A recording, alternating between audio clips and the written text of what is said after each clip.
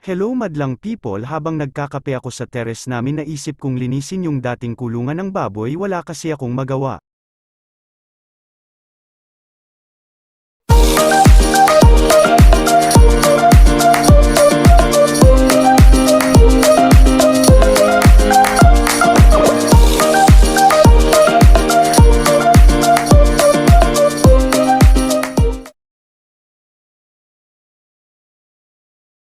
Gumawa na nga din pala ako ng kulungan ng manok.